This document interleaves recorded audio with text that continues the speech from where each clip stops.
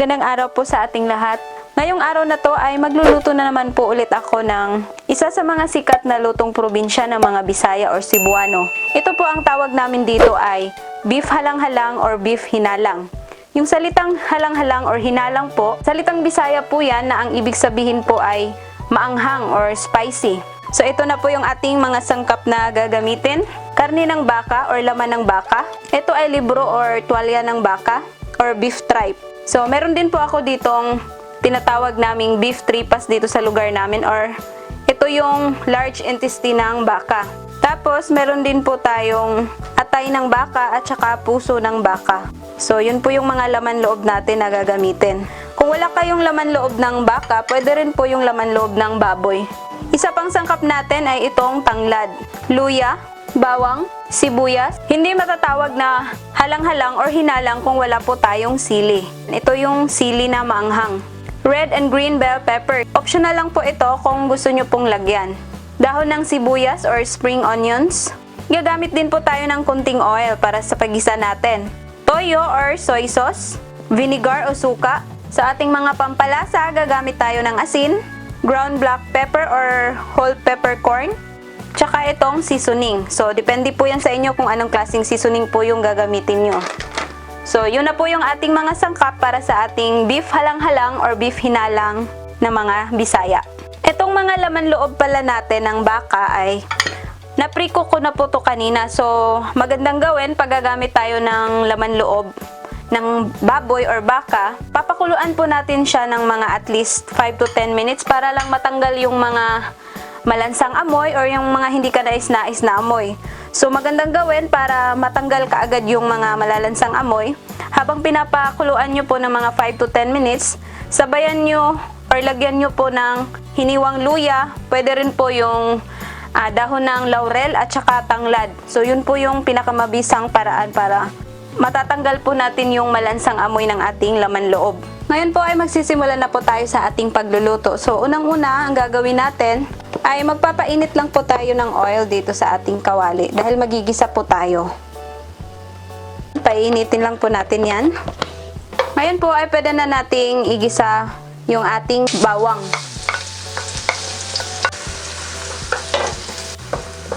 Ayan, pag medyo light brown na yung ating bawang, isunod na po natin yung ating luya. Yung luya natin, hiniwa ko siya ng maliliit.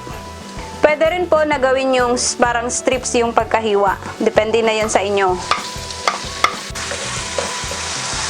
Mas gusto ko kasing liitan yung pagkahiwa ng ating luya para madali siyang nguyain. Makakain po talaga natin yung luya. Kasi sobrang sarap po niyan sa ating sabaw. Pag medyo mabango na, pwede na nating isunod yung ating sibuyas.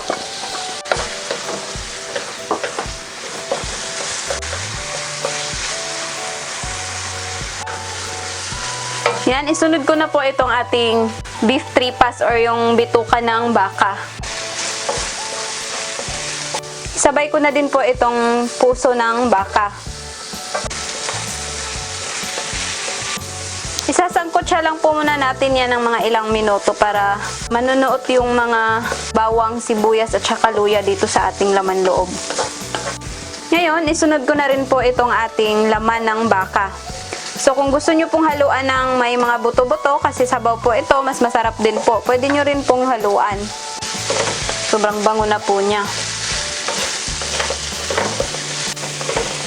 Ito po yung recipe na naalala ko noon ng mga kabataan ko pagka may mga special na okasyon like birthday or kasalan. Sa probinsya kasi nagkakatay kami ng hayop like baboy or baka. Ito yung pinakaunang dish na niluluto or naluluto ng mga kusinero kasi 'di ba? Yung mga laman loob muna po yung inuuna nilang linisan. Kaya ito po yung unang putahe na maiserve or matitikman po namin. Yung halang-halang na may mga laman loob. Gigisa lang po natin yan ng mga ilang minuto muna bago natin lagyan ng sabaw. Yung atay pala natin at saka yung beef tripe or yung libro ng baka, hindi ko muna siya isasabay dito kasi yun ay malambot na siya, medyo luto na. Kaya ihuhuli ko na lang po yun sa paglagay para hindi siya madudurog. Kasi mabilis na lang po yung maluluto. itong laman at saka yung bituka kasi medyo matigas pa siya ng konti. Kaya ito na muna yung palalambutin ko ng sabay. Yung medyo nasangkot siya na po, pwede na natin yung lagyan ng soy sauce or toyo.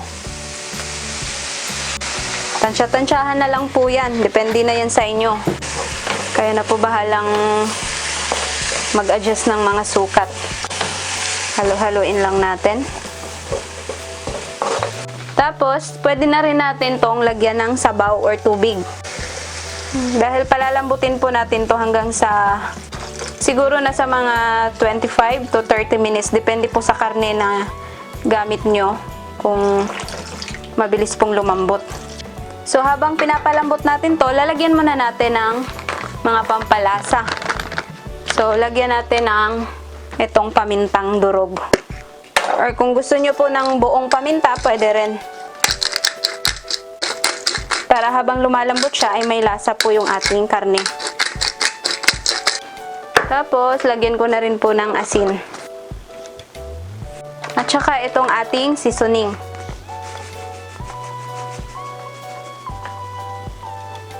Or kung gumagamit po kayo ng betchin, pwede rin po. Yan, nasa sa inyo na yan. Haluin muna natin. Tapos, huwag niyong kalimutan habang kumukulo or lumalambot, isabay niyo na po yung ating tanglad. Napaka-importante pong meron tayo nito kasi ito po yung nagdadala ng sarap ng ating sabaw. So yan, pwede na natin yung takpan para kumulo at hihintayin po natin na lumambot yung ating karne. Yan, babalikan po natin after ng mga 25 to 30 minutes. Ngayon ay 30 minutes na po yung nakalipas. I-check na po natin kung malambot na yung ating karne.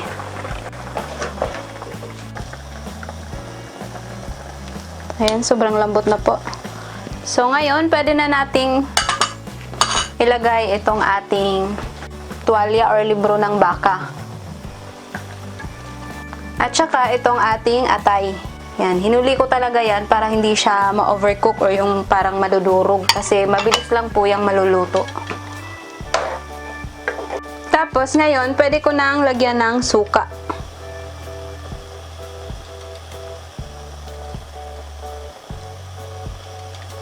Yan, mga 4 tablespoons siguro. And then, papakuluin ko lang muna yan bago ko siya haluin para hindi mahihilaw yung suka. Pwede nyong takpan or hayaan na lang po na ganyan hanggang sa kumulo. Ngayong kulong-kulo na siya, pwede na nating haluin. So, ngayon, titikman muna natin para may adjust po natin yung kanyang lasa. Kung mahilig pala kayo ng patis, pwede nyong, yun po yung gagamitin yung pampalasa dito. Medyo matabang pa ng konti, so pwede tayong magdagdag ng asin or kahit na anong seasoning po na gusto natin. Or kung nakukulangan po kayo ng kanyang asim, pwede kayong magdagdag ng konting suka. Depende naman po yan sa inyong panlasa. Ngayong okay na siya, nai-adjust ko na po yung kanyang lasa. So, oras na para ilagay natin itong ating sili. Depende na po yan sa inyo kung gaano karaming sili po yung gusto nyo ilagay dito. Or kung gaano kaanghang po yung gusto nyo sa inyong halang-halang. Masarap din po yung tinatawag namin sa Bisaya, yung siling espada. Yun po yung karaniwang ginagamit namin dito. And then, pwede ko na rin pong isunod tong ating red and green bell pepper. Haluin lang po natin. Kung ayaw nyo nang aanghang siya lalo, pwedeng sa last nyo na ilalagay yung sili. Yan, lulutuin lang natin ng mga ilang minuto yung ating mga sili na nilagay. Ayan, ang last po na ilalagay natin ay itong ating dahon ng sibuyas or spring onions. Ayan, malapit na po to. Mga ilang segundo na lang ay pwede na natin tong matikman. Tamang-tama po to ngayon na malamig yung panahon. Masarap po tong kainin. Ayan na, okay na po to. Patayin ko na po yung ating stove at para ma-serve na po natin.